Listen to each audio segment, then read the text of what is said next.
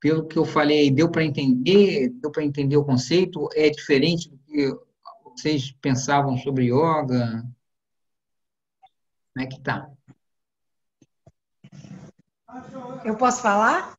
Claro, estou esperando Ah, alguém tá. falar, senão fico. Eu gostei muito da história da janela com vidro embaçado, porque hoje à tarde eu fiz a prática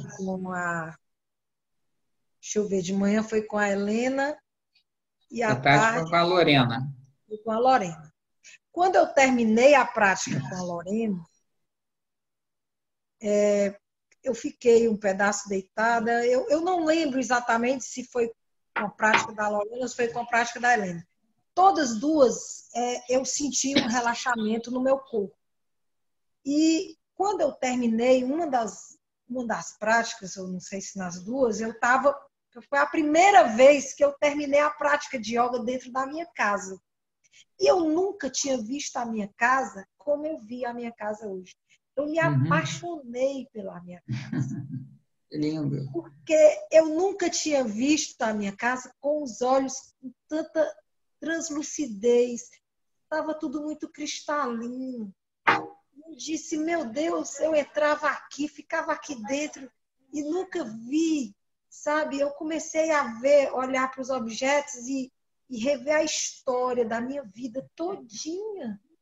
Estava ali, eu crescendo com meus pais, está registrado ali, os vídeos que eu curti com meus filhos, os livros que eu curti com meus filhos, os vídeos que eu assisti com meu neto crescendo, e as cores que a gente pintou juntos. E eu disse, meu Deus, o que eu estou vendo? Era exatamente o que você falou. Os meus olhos pareciam mais cristalinos, assim, pareciam menos embaçados. Aí eu Uhum. gostei muito quando você falou nisso, porque eu vivenciei isso hoje, Que bom. depois da prática de yoga que eu fiz com vocês. Eu disse que eu fiquei com saudade da minha aula de yoga, que eu sou aluna da Lina Tamasi, que é daqui de Fortaleza. Ela está aí, eu acho. Mas, como é? Acho que ela está aí na sala. Tá aí, ela deu o endereço para mim. Aí, Tá aí. só que eu sempre terminava a prática, achava maravilhoso tudo, mas era dentro lá, não é? Da sala do yoga, né? Que a Uhum. gente vê o Ganesha e tal. Mas aqui eu vi a minha casa com os olhos totalmente diferentes. E foi incrível, foi maravilhoso. E Uhum. assim, né, eu até mandei, né, uma mensagem para ela agradecendo e disse, realmente o yoga é super legal, mas eu já sabia que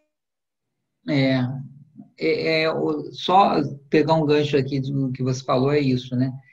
Porque essa percepção de você fazer na tua casa é interessante, porque quando você vai lá na sala de yoga e você tem essa sensação de enlevo, de que está se sentindo muito bem, a gente tende a associar esse bem-estar com as coisas externas. Ah, é que aqui é um ambiente muito bacana e ali tem o Ganesha, e o Ganesha é que me fez me sentir tão bem. Na verdade, essa sensação é interna sua, né? Você atinge essa sensação internamente através da sua prática. E mesmo lá, quando você está fazendo a aula com a Lina, você fez agora na sua casa e essa sensação vem através das coisas externas que a gente olha. Mas, na verdade, é como se essas coisas externas só servissem para acender uma luz interna tua. A prática de yoga, com o tempo, a gente vai aprendendo a acender essa luz interna cada vez mais em todas as situações. E aí a gente começa a olhar o mundo com outro olhar e a nossa mente funciona de forma diferente, né? Na verdade, a gente está fazendo uma transformação da nossa consciência. Não é, na verdade, transformação não é a palavra certa, porque, como eu disse, ela já está ali brilhando, a gente só não está sabendo direito que ela está brilhando, a gente vai limpando a sujeira e ela vai tendo a possibilidade de enxergar as coisas com o seu brilho e como elas são de verdade. Né?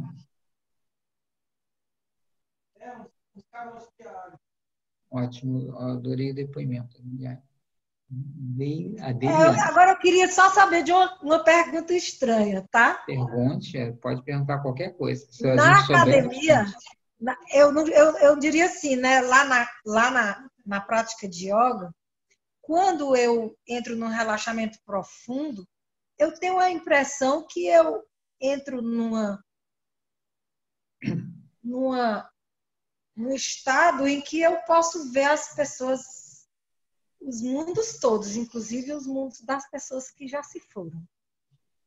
Uhum. É um vazio tão grande que eu acho que no estado de relaxamento profundo, aqui eu não senti isso, mas lá, no estado de relaxamento profundo, parece que eu posso ver tudo, inclusive o que não é visível. Assim, eu não vejo, mas eu tenho a sensação de que eu estou num mundo que é bem maior do que esse mundo que a gente vê. Perfeito. É isso que a gente vai acessar. E é esse mundo que os grandes mestres veem o tempo todo, né? E a gente consegue, em alguns momentos, quando tem uma situação favorável, acessar isso, que é como se fosse da onde o ponto, como se fosse o espaço, né? De onde surge tudo, né? E o mundo que a gente vê também não tem que levar isso literalmente, mas é também a nossa mente que tá vendo, né? No entendimento do yoga é assim, é como se o mundo fosse criado pela nossa mente. Então, se você acessa esse lugar de onde tudo surge, você vê tudo, você percebe tudo. Mas a gente ainda não tem capacidade de entender como esse processo, porque funciona totalmente, porque é um processo não racional, não linguístico. E a gente tenta colocar dentro da nossa linguagem. Então, a gente vê formas e vê coisas que a gente acredita que podem ser, mas todas são válidas, mas nada é sólido, né?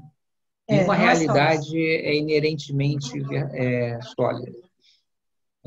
Inclusive a nossa realidade aqui. Então, a gente vai percebendo, cada vez que a gente se aprofunda, que essa solidez que a gente enxerga no mundo, ela não é tão real. Que as coisas são mais fluidas. E que as coisas podem se transformar. Né? Mas isso só acontece depois da prática de yoga. Quando eu venho para casa, Esse é um desaparece. treinamento, esse é um treinamento. E aos pouquinhos a gente vai conseguindo enxergar um pouquinho mais, entender como é que funciona isso, né? Mas não tem nada de para se assustar ou de exótico nisso. É um processo natural, né? A gente começar a acessar, a ver coisas, a ampliar nossa visão das coisas, né? Essa experiência que você tem é uma experiência, mas ela também não pode, isso não pode, a gente não pode considerar a experiência como algo sólido, né?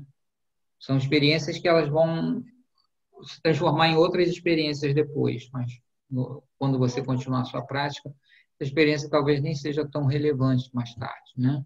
Então, se a gente se apegar muito nas experiências, a gente fica preso nelas, né? Então, deixa Ah, elas virem e olha e continua fazendo a tua prática, que isso vai ficando mais claro, né? Ficando mais visível. é Professora isso. Lina, fala aí da sua aluna. Cadê? Tá aí, tá aí, né? O que você acha?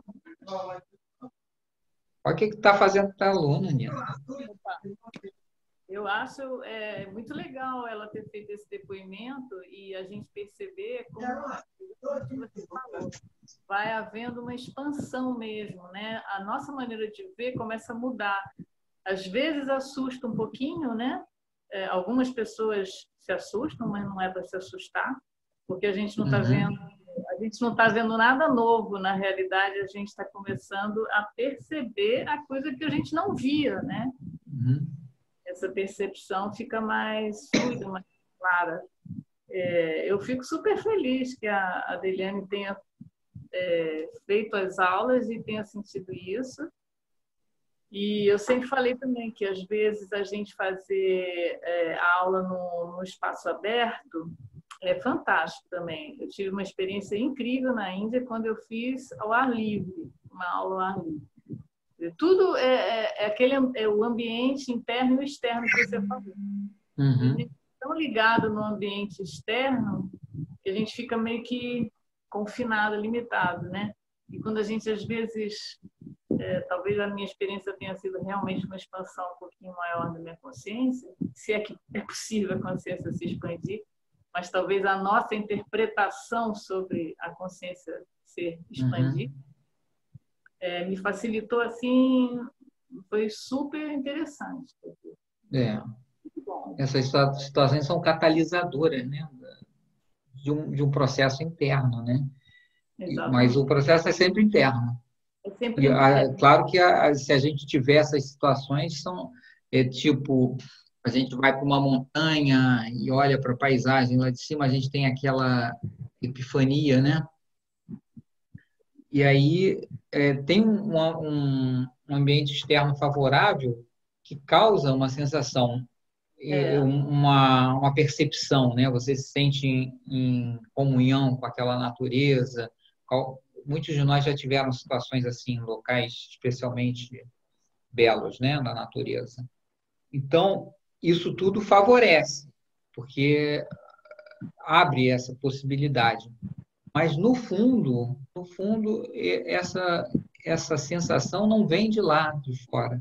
Ou, eu diria assim, que ela não vem de lá, de fora, nem vem lá de dentro. É coemergente, né? É como se as coisas acontecessem junto, né? Então, não tem uma coisa que vem de fora e entra, ou uma coisa que vem de dentro e sai. Na verdade, não há separação. É o momento em que a gente consegue enxergar essa não separatividade. Eu acho que é a integração. É quando a gente consegue integrar, né? O dentro e o externo. A integração. Eu até diria mais assim, a gente não vai integrar algo que está separado, na verdade. A gente vai perceber que ela nunca esteve separado. É verdade. Super legal.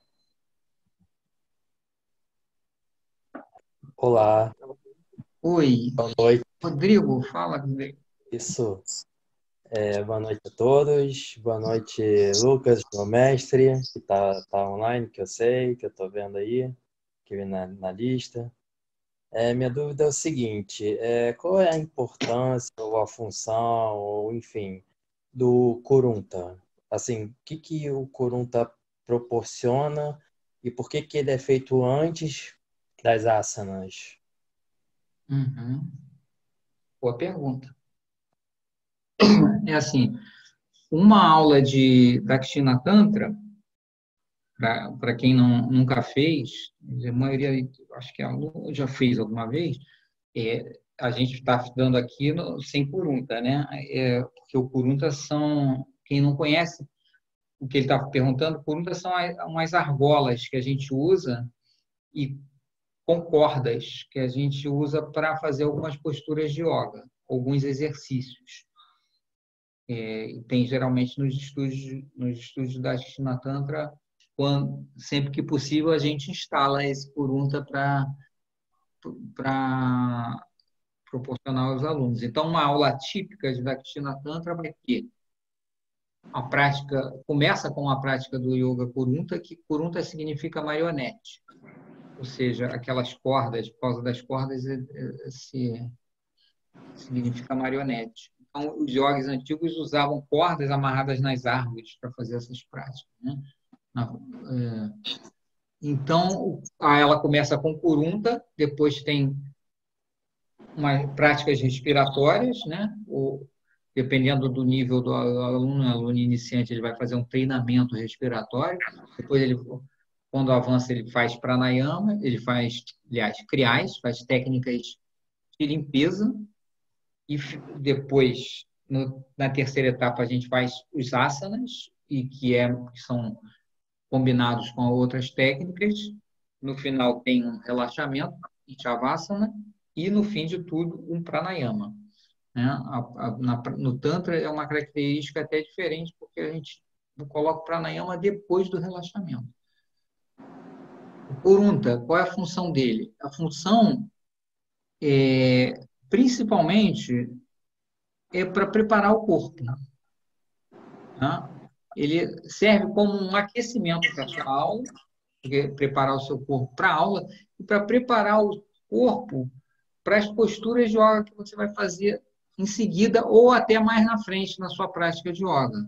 Então, a gente usa aquelas cordas e argolas que é um apoio para a pessoa, usando a parede como apoio também, para preparar, ganhar tônus muscular, flexibilidade, para depois fazer as posturas de yoga. Todos os exercícios que tem no Kurunta, do Dakshina Tantra, se usa Kurunta em outras linhas de yoga. No Dakshina Tantra, todos aqueles exercícios eles são direcionados para preparar o corpo para fazer alguma postura que você vai precisar na frente.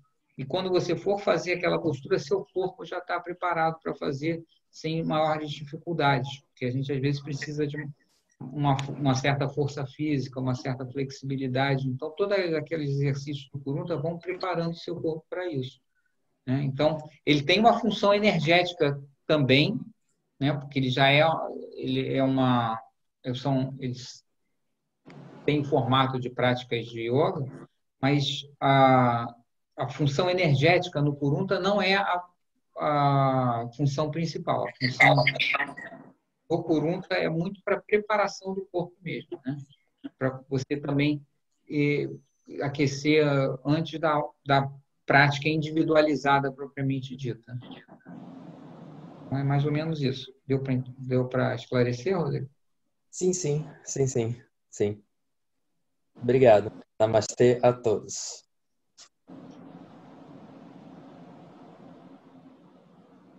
Quer falar mais alguma coisa, Lucas, sobre o teu aluno?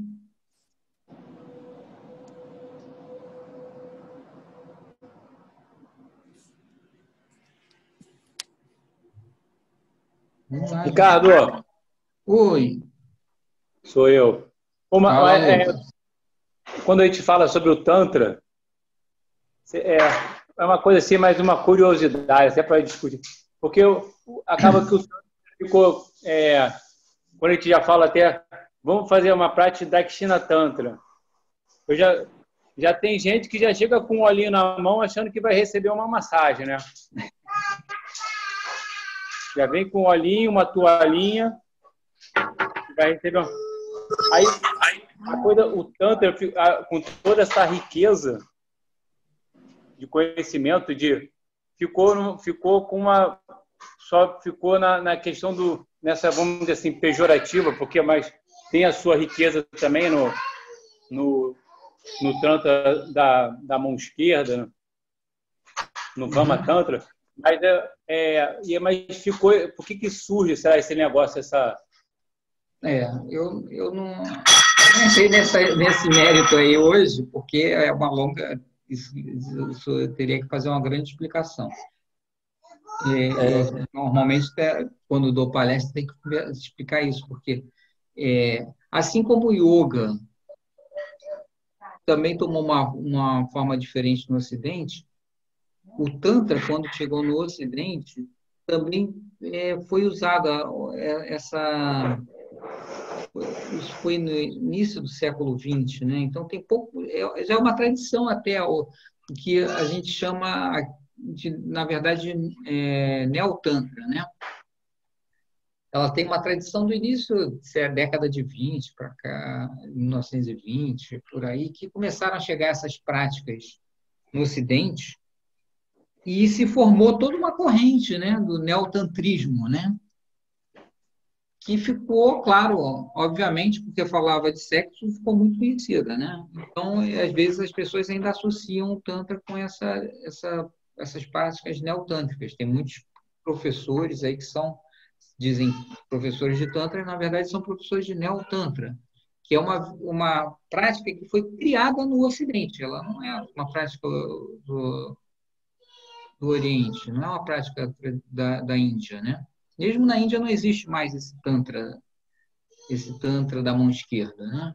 Se for lá, vai procurar e não vai achar em lugar nenhum, a não ser que tenha voltado para lá pelo Ocidente. Então, essa prática se desenvolveu, que são basicamente técnicas de melhorar a sexualidade, né? Ou de trabalhar a sexualidade, que aí foi direcionando para trabalhos em casais, não sei o quê, sem lá seu valor, sem só seu papel na sociedade, né? Porque a gente tem uma sociedade que tem uma repressão sexual grande e essas práticas neotântricas vão funcionar, né, para ajudar essas pessoas, se forem feitas por profissionais sérios, claro, né? Porque essa é uma área que é muito fácil acontecer charlatanismo. Mas não é a minha especialidade, mas a gente não tem como brigar contra isso, né? A gente só tem que... Por isso que a gente até chama a nossa linha de Dakshina Tantra, para diferenciar um pouco desse Tantra, do neotantrismo. Porque na base filosófica original, a gente tem alguns pontos em comum, mas existia uma linhagem, um caminho no Tantra ancestral que usava a sexualidade como uma forma de autoconhecimento. Como eu falei lá no início da palestra, o Tantra entende que o corpo é um templo e você pode usar o seu corpo para acessar essa iluminação. Uma das maneiras era através do ato sexual ritualizado, que era o Tantra, o Vama Tantra original, né? Isso era feito em templos especializados, tinham sacerdotisas, sacerdotes tântricos que ensinavam. É uma técnica muito complexa e difícil, porque, na verdade, ela não é para você ter prazer sexual. Na verdade, é para você sublimar o prazer sexual para direcionar essa energia que surge durante o orgasmo para fazer como se fizesse um catalisador para o autoconhecimento, né? Mas essas técnicas, na verdade, elas se perderam. Os mestres tântricos que existiam antigamente não existem mais. Mas as técnicas, elas estavam escritas em alguns textos, elas chegaram ao Ocidente de forma descontextualizada, e algumas delas são usadas como técnicas soltas para trabalhar a sexualidade, mas não tem nada a ver com a tradição do yoga, né? Nem do Tantra. Embora, às vezes, alguns professores de Neo-Tantra se apropriem da linguagem do Tantra, falam de filosofia, falam às vezes, de uma maneira bem aparentemente espiritual, ou até espiritual, mas eles não têm nem o conhecimento para usar isso dessa forma, né? Porque teria que ter um mestre tântrico tradicional para ensinar essa técnica, que é bem complexa. Realmente, eu nem domino essa técnica, né? Mas tudo surge dentro da ideia do corpo como qualquer coisa que você faça no mundo com o seu corpo pode ser uma maneira de autoconhecimento, né? Você pode usar tudo para ser o autoconhecimento. Qualquer coisa no mundo, né? Não só no corpo, né? Tudo é ferramenta para o seu autoconhecimento, inclusive as dificuldades que a gente passa no mundo. Então, pela filosofia do Tantra original, como a gente entende aqui, a gente pode entender, por exemplo, esse momento de sofrimento que a gente está passando, né? De ficar isolado, de ter medo de um vírus que pode afetar a gente, pode matar as pessoas, que a gente tem que ficar confinado dentro de casa. A gente pode encarar isso como um grande sofrimento, ou a gente pode encarar isso como uma grande oportunidade. Então, o Tantra é a filosofia que vai entender que não tem nada bom ou ruim. As coisas acontecem como tem que ser. E a gente vai... o que vai fazer as coisas serem boas, ou frutíferas, ou infrutíferas, ou ajudarem a gente no crescimento, vai ser a maneira como a gente lida com elas, né? Que a gente vai saber que as coisas ruins vêm e elas acabam. Assim como as coisas boas também vêm e elas acabam também. Quando a gente tenta afastar as coisas ruins o tempo todo e segurar as coisas boas e se apegar nelas, o que a gente faz? A gente está preso, né? A gente fica preso. Nos dois caminhos a gente fica preso. A gente quer afastar as coisas ruins e fica preso nesse esforço, gastando toda a nossa energia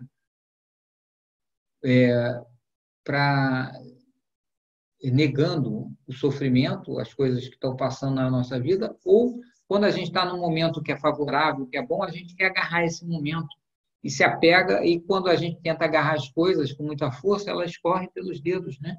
Então, apego e aversão, né? Ragas e doeshas, né? Com filosofia também é compartilhada com Vedanta, né? Mas, basicamente, é isso. A gente busca essa felicidade, a gente foge do sofrimento. Quando a gente entende que a felicidade externa e o sofrimento são dois lados de uma mesma moeda, e que a felicidade, de fato, é esse sol que a gente vai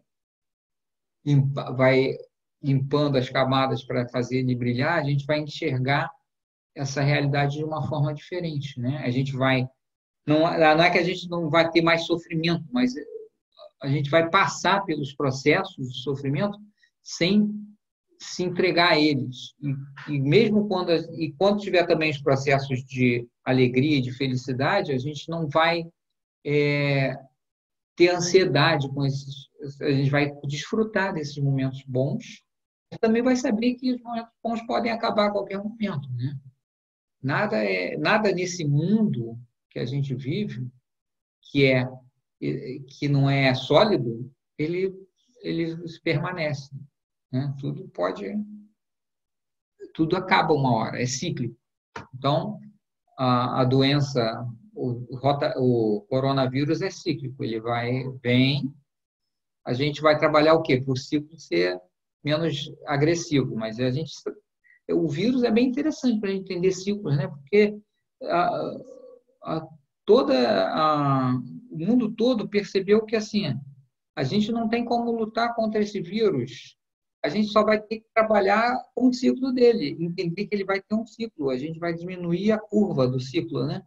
Eles fazem um monte de gráfico aí, ou seja, ele vai ter um pico, vai ter uma hora que ele vai chegar ao limite, depois ele vai começar a baixar, e aí as coisas vão passar.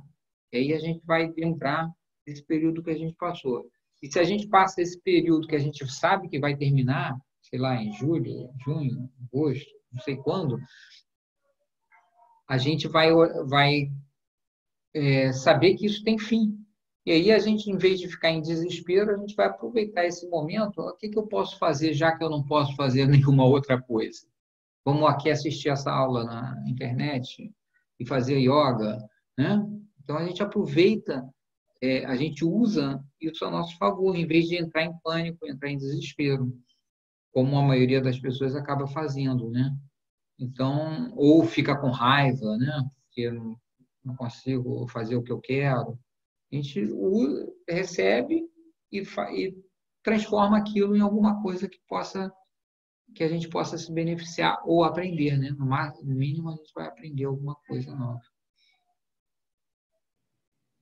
Fê, fala agora alguma coisa. Tá me ouvindo? Agora eu ouvi. É que eu tô meio perdida ainda com esse sistema. Tá. Pode falar. Então, na verdade, eu nunca fiz uma aula. Eu tenho uma amiga minha que faz... Eu sou do Rio, né? Primeiramente. Ela faz com uma professora. O nome da professora é Glória. E ela sempre falou muito bem que eu ia gostar e nananã, tal. E eu sempre fui muito ansiosa. Só que eu sempre extravasei a minha ansiedade fazendo luta, malhando, caminhando, fazendo trilha. E Uhum. aí ela deu essa sugestão algumas vezes, algumas não, né, coitada, várias vezes. E eu ficava meio pé atrás. Aí eu resolvi, né, me abrir para uma nova forma de lidar, né, com esse meu excesso de Uhum. energia. E marquei aula experimental. Aí eu acabei não fazendo porque caiu justamente na semana que foi iniciada a quarentena. E aí hoje à tarde eu comecei a fazer uma aula, mas pelo pouco que eu li, eu gostei dessa questão da ideia, dos pontos de energia concentrado, de botar energia para fluir, de equilibrar essa questão Uhum. dos lados, sabe? Eu li, comecei a ler sobre isso agora, né? Eu até cheguei no meio do Uhum. caminho também da sua palestra. Mas eu gostei Sim. muito dessa parte da energia mesmo, né? Porque a minha ansiedade é esse tipo de ansiedade. Ela gera muita energia e eu preciso, em muitos momentos, estar fazendo coisas o tempo todo. E isso, Uhum. entendeu? Só que eu acho que seria bom eu aprender a canalizar de outras formas também. E Uhum. é isso, essa ideia da energia, do equilíbrio, de reequilibrar os traços da nossa personalidade, né? Eu achei bem Uhum. interessante. Da gente se descobrir, né? Que tem muita coisa que não é nosso, que é da nossa criação, que é a forma que a gente tem que lidar no trabalho, na sociedade, no meio que a gente vive. Então, eu Uhum. acho que a gente se conhecendo, a gente descobre o que que é nosso, o que que é externo e consegue conectar e equilibrar o nosso eu, né? Que seria, digamos assim, a nossa Uhum. personalidade, né? Nossa, eu tô viajando aqui. Não, Mas pode foi a falar, é isso mesmo.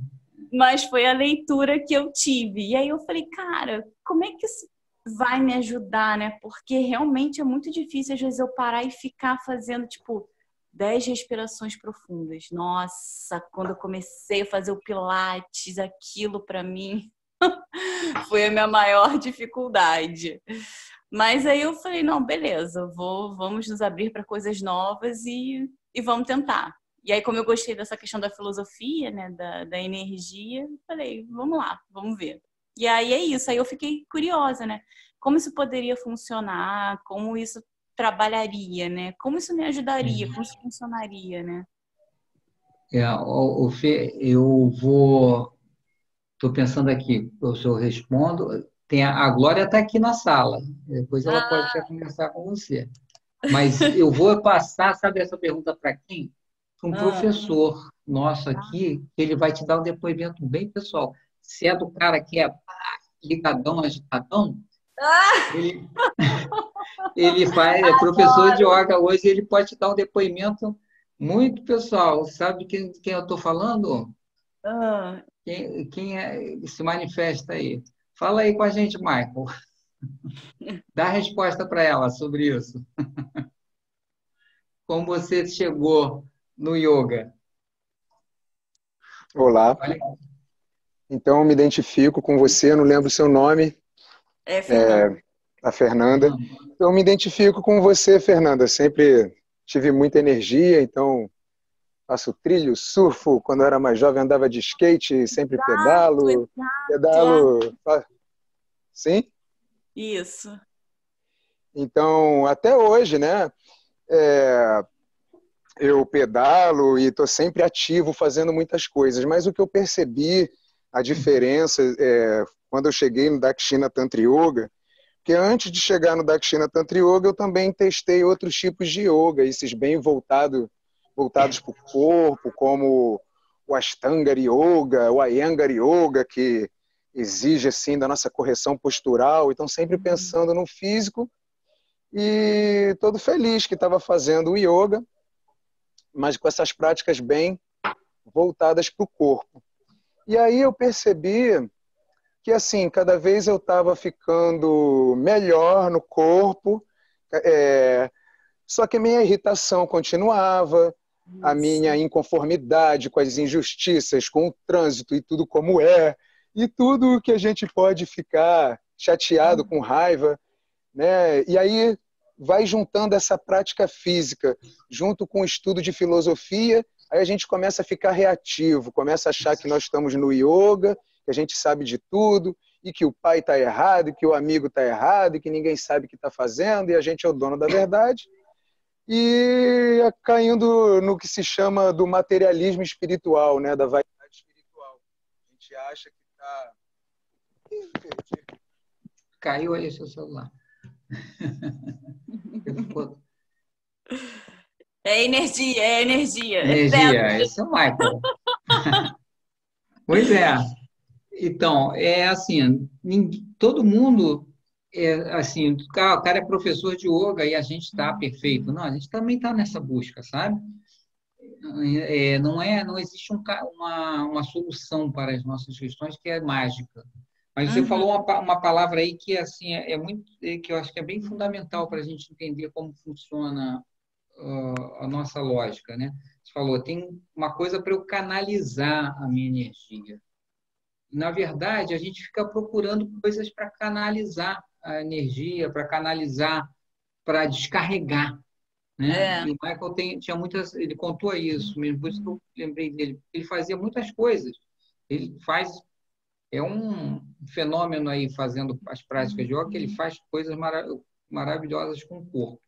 Mas e ele surfava e não sei o quê, e ele canalizava essa energia, mas isso são paliativos, na verdade, né? O Tantra não propõe de canalizar a tua energia para alguma coisa, né? Aí, só um parênteses, aí quando o Michael veio com a prática dele de Ashtanga, Iyengar, aquelas práticas de yoga que são muito ativas também, e aí chegou no Tantra e eu falei, não, você vai agora respirar 10 vezes, vai levantar o bracinho direito, agora o bracinho esquerdo. Ele ficou mais desesperado ainda. Isso aqui eu quero, agora que eu vou explodir aqui. Exato. Mas ele foi insistiu, sabe? E foi começando a perceber que tinha um negócio diferente ali, que ele saía da aula, apesar de não fazer nenhuma coisa agitada, ele saía mais calmo. Porque quando você está agitado, você faz uma coisa mais agitada, aí você vai continuar agitado. Só agitou num fluxo para um caminho, para um fluxo diferente, mas continua. Eu vou correr para ficar mais calmo, eu vou ficar cansado. Aí depois, quando eu descansar, eu vou ficar agitado de novo. E o Tantra não vai trabalhar por aí. Ele vai trabalhar para fazer uma transformação da tua mente. Ele vai tentar acessar da onde vem essa tua ansiedade, né? Lá do princípio, de onde nasceu da onde você já canalizou a tua ansiedade para a atividade física, né? E, na verdade, você já canalizou isso há muito tempo. Outras pessoas canalizam os seus problemas para outras coisas, as suas questões. Uns ficam doentes, né? Para fazer ou ficam doentes da cabeça também, né? Colocar em atividades físicas é uma maneira da gente sobreviver e canalizar essa energia. Mas essa energia vem de uma fonte mais profunda, né? A proposta do Tantra é acessar essa fonte mais profunda, né? E aí fazer a cura a partir daí. E não a gente resolver a superfície. Então, você pode continuar fazendo todas as suas atividades que você gosta de fazer, mas elas vão ter uma outra característica na tua vida. Elas não vão ser um paliativo para a tua raiva, para a tua ansiedade, para a tua inconformidade. Elas vão ter uma coisa de prazer, para uma energia que você tem naturalmente, que é uma como o Michael tem, é uma característica da constituição física dele. Ele tem muita energia. Então, a prática, o uso da energia em atividades físicas deixa de ser uma coisa de descarregar e ser uma coisa que passa a ser de prazer. Talvez ele possa até falar disso melhor. Voltei, eu perdi. Fala. Não, o meu telefone caiu na hora que eu estava falando, eu estava com 1% de bateria. Caiu mesmo. Mas então estava cheio de energia, estava direcionando, né, querendo gastar. Mas o telefone estava sem. Percebendo que eu estava cada vez hiperexcitando mais a minha energia e ficando reativo. Então, quando encontrei o Dakshina Tantra Yoga, que começou, então, eu comecei no relaxamento dinâmico, fiz umas séries terapêuticas, até entrar nas yogasanas, que entra nessa parte do equilíbrio da personalidade.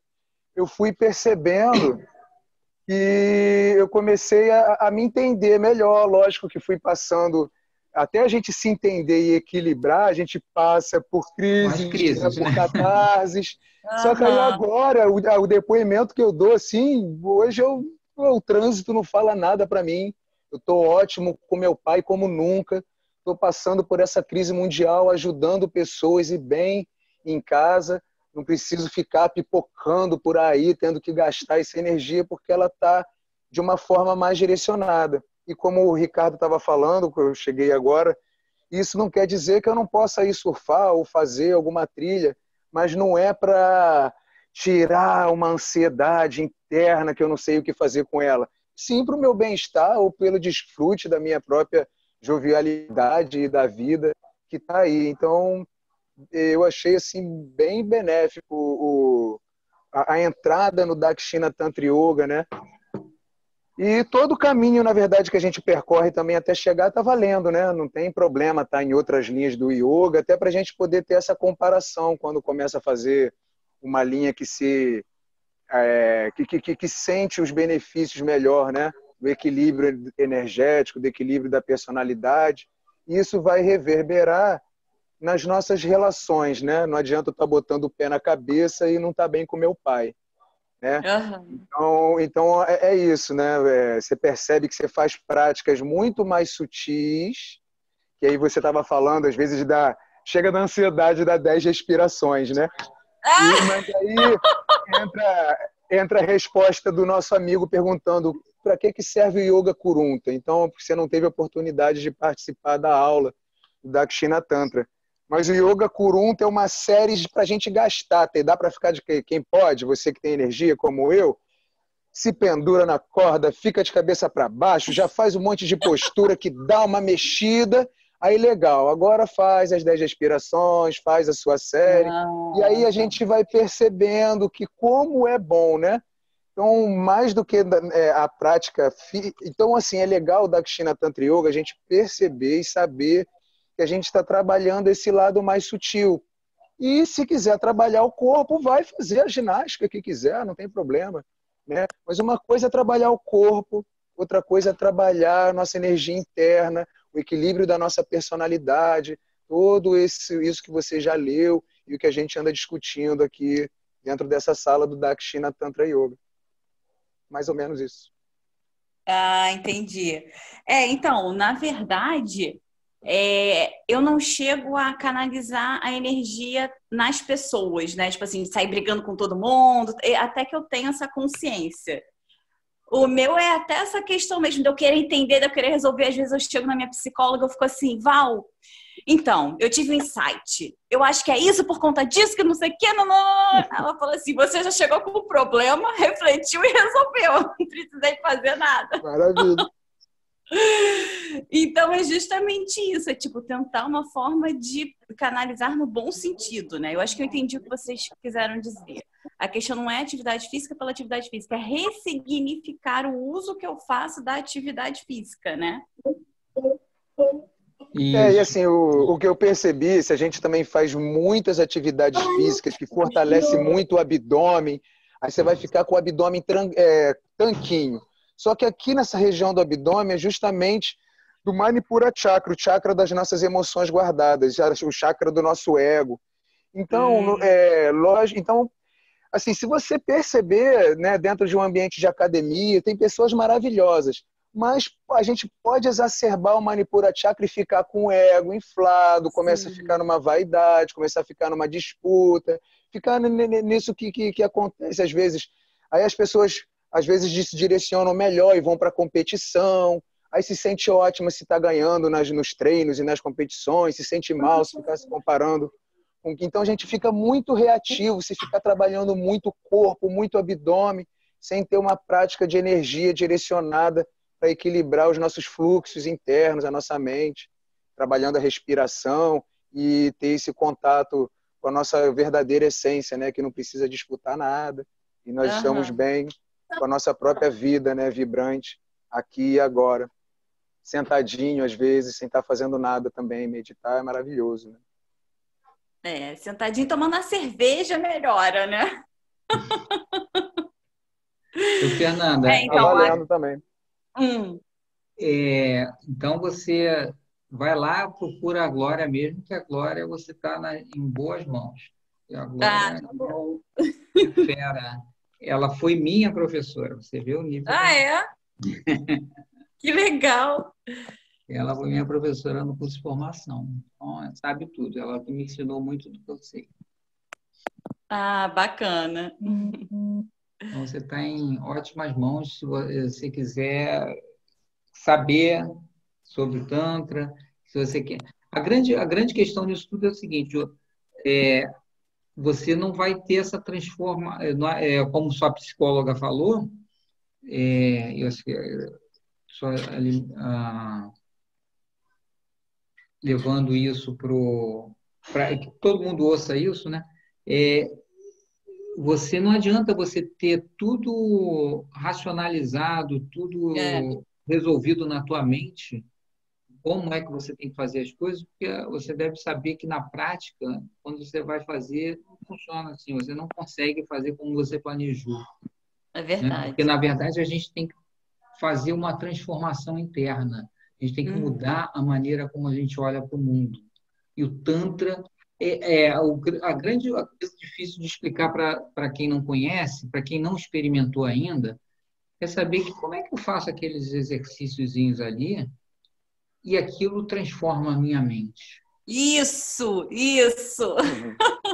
É muito louco isso. É muito difícil até da gente explicar. E você só vai saber isso experimentando, porque todas as pessoas aqui, tem muita gente aqui que é professor ou praticante, vai te dar um depoimento muito parecido. Eu comecei a mudar. As pessoas começaram a falar para mim, porque você está estranho, está diferente. Alguns até reclamam, né? Quando a pessoa está diferente, que gostava do jeito que a pessoa era ruim antes.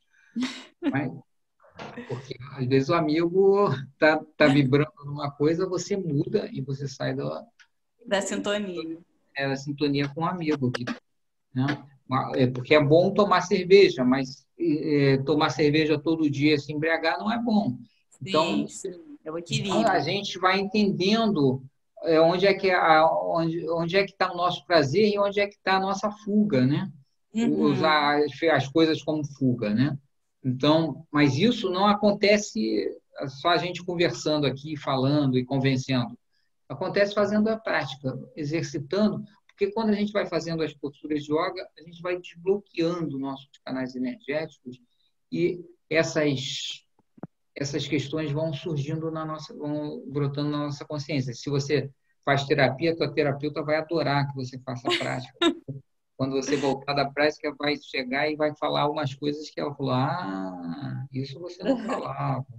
Né? Porque é como se a gente congelasse no corpo e na nossa musculatura, como o Michael falou aí. As nossas experiências, elas não estão aqui nesse quadradinho, nessa partezinha da cabeça que a gente chama de cérebro, não. Elas estão marcadas em todo o nosso corpo. E os traumas, as situações que a gente passou na vida, elas ficam marcadas energeticamente no nosso corpo todo. E, às vezes, elas causam bloqueios que não permitem que a energia circule. Quando você começa a fazer essas práticas de yoga, e mesmo as práticas que não são do Tantra mesmo, o Tantra é só mais focado, né? Esses exercícios específicos, essas técnicas que eu mostrei lá, não sei se você chegou a pegar, uma parte, meditações também, as respirações, as 10 respirações, essas práticas, elas vão, a pouco, desbloqueando essas energias que estavam estagnadas. Claro que o yoga, você vai perceber que o yoga não é uma prática para você ficar tranquila. Ela é uma prática de transformação. E aí, no início, dá uma tranquilidade, mas depois a gente começa a mexer mais fundo. E, como o Michael falou, ela começa a brotar coisas que estão guardadas e que a gente não queria mexer. Mas elas vêm para a consciência e, às vezes, vêm para ser limpas, né? São nossas sombras. Aí você corre para a psicóloga. Para a gente aprender a lidar com elas. Isso, exatamente. E aí elas vão sendo limpadas, vão sendo, no sentido mesmo da energia sutil do nosso corpo, que vai sendo desbloqueada. Como o corpo e a mente não estão separados, a gente também vai limpando a nossa mente. E a gente vai avançando no nosso processo. Né? Então, mais ou menos, eu falando de forma grosseira aqui, porque a gente teria que explicar muitos conceitos, né, do nível sutil, mas são milhares de anos de treinamento nessas técnicas que os indianos têm, e a gente aqui no Ocidente é totalmente ignorante nisso. A gente vai conseguindo fazer essa transformação, vai passando a mente, mesmo se a gente não converse nada, mesmo que você vá para uma aula, fosse para a aula da Glória lá, não perguntasse nada e começasse a fazer a aula, você ia sentir esses efeitos em você. Porque ela não vai, o professor de tanto, ele não vai ficar tentando te convencer das coisas, ele vai fazer a prática e você vai sentir, aí sim você vai fazer as perguntas, né? Por isso que, por exemplo, agora a gente está uma semana dando aulas aí online e só agora que a gente foi conversar, abriu para conversar com as pessoas, porque é só agora que surgem as dúvidas, porque as pessoas começam a fazer as práticas em casa e veem que tem um negócio que acontece, né? Como esqueci o Eu nome. ouvi o da moça anteriormente. A moça que viu, ela começou a olhar a casa dela, que ela vê todo dia, com outro olhar, né? Uhum. E esse olhar, essa transformação no olhar é que a gente está buscando na prática do Dakshinatana, né? Isso é só um exemplo, mas a gente vai mudar o nosso olhar para as coisas do mundo, né?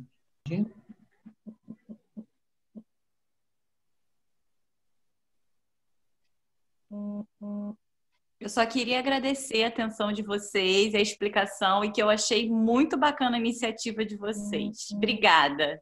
Obrigado. Eu acho uma pergunta que aí a gente pode conversar sobre esse assunto. Tá bom, gente? Então, namastê. Obrigado pela presença, por terem me aturado esse tempo todo aí. Um grande abraço.